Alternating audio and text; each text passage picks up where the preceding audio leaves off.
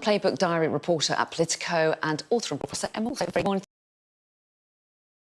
Once again, as you would expect, the Sunday paper is dominated by what's going on in the Middle East. Emma, you're kicking us off with The Observer, which has a dramatic front page there with, very simple, the new style of front pages under their new ownership. New battle lines is the headline, with a series of bullet points on some of the main issues, but there's so much on this story. There is just so much, and overnight, you know, tensions have continued to escalate. More strikes, more retaliations, as we knew.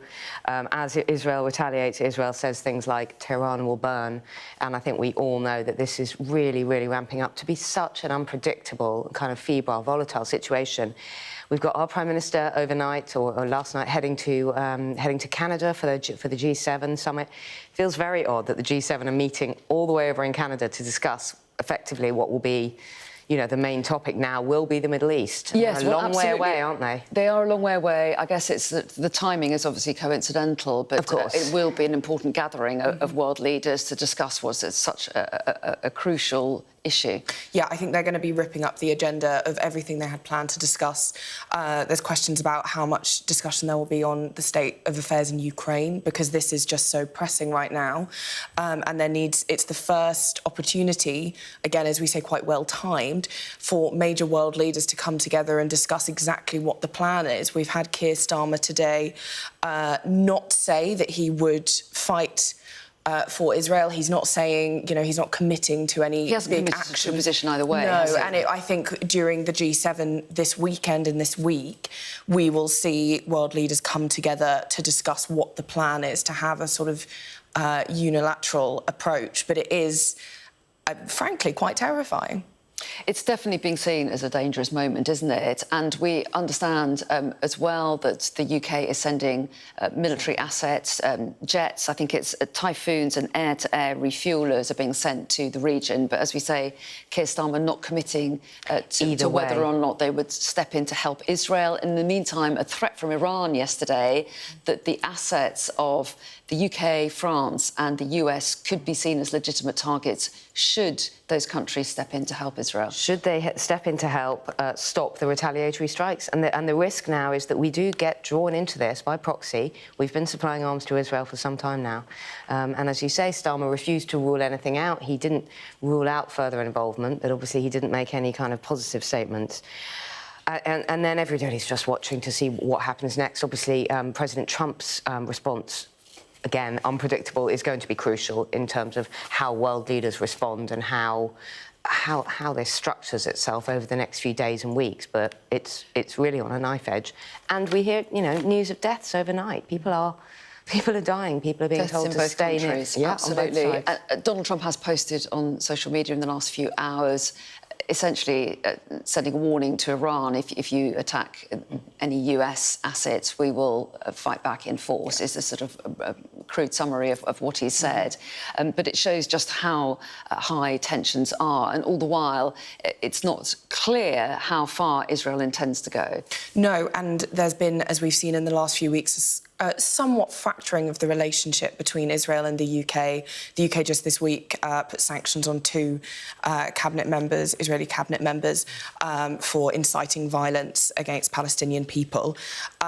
And so in terms of those communication channels between the UK and Israel, there's a bit of a question mark of what those relationships look like. How is dealing with such a threat as this one going to be? So I think there's going to be so much put to the test in such a important way in the next few days. OK, it's going to dominate headlines for days, no doubt. In the meantime, let's move on to some of the other issues of the day. And Bethany, take us to the front of the Sunday Telegraph. They are leading with the news last night that the Prime Minister is going to called for a full investigation into grooming gangs, reversing his previous position. Yeah, so this comes ahead of tomorrow's publication of the Casey review into grooming gangs. This isn't a national inquiry. This is Baroness Casey, a crossbench peer who's looked into many sort of national scandals before, and she tomorrow will release her sort of view of the scandal and will recommend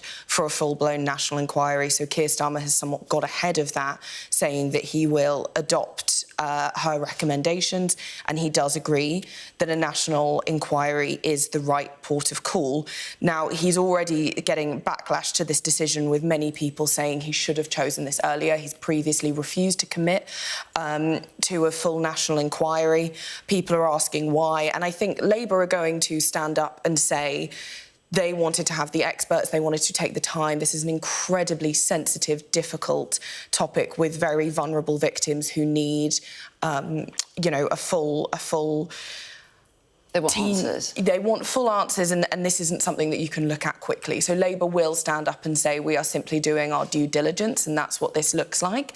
However, the Conservatives and Reform have been calling for a national inquiry. Some Labour MPs have as well. So I think this will be a really difficult one for Labour to answer, and they're going to have to tread the line on not falling to a lot of criticism on this. Yeah, Yvette Cooper, the Home Secretary, will be, I think, tomorrow will be standing up and explaining sort of the terms of this national inquiry, which many people have been calling for a long time.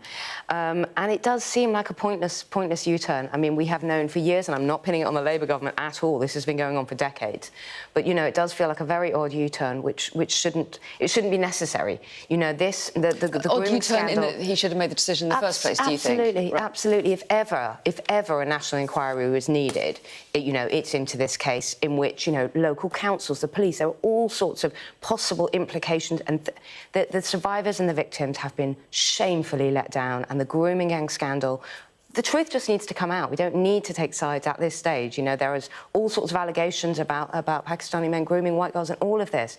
It's time for the truth to come out, because it's a stain on our national character, this. And I think it's embarrassing for Keir Starmer that he's done a U-turn on this, because it shouldn't have been necessary. A little bit like the winter fuel. If he'd just at the beginning done the right thing, you wouldn't have gone through the months and the wasted political energy on arguing back and forth about this, when actually the victims are the ones, you know, survivors and the victims are the ones that need the truth and that need some kind of recompense, reconciliation, all of that.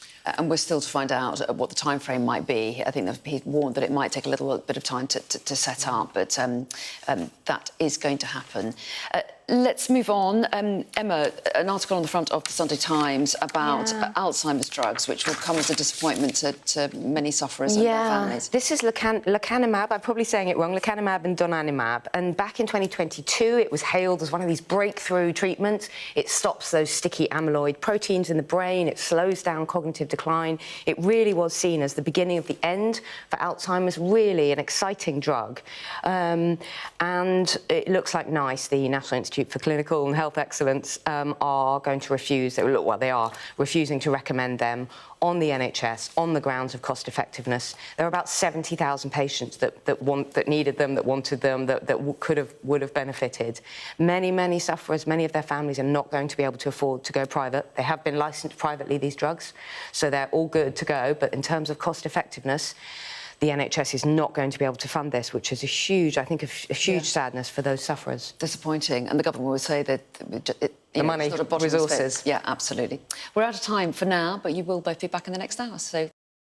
A show of military might and menace.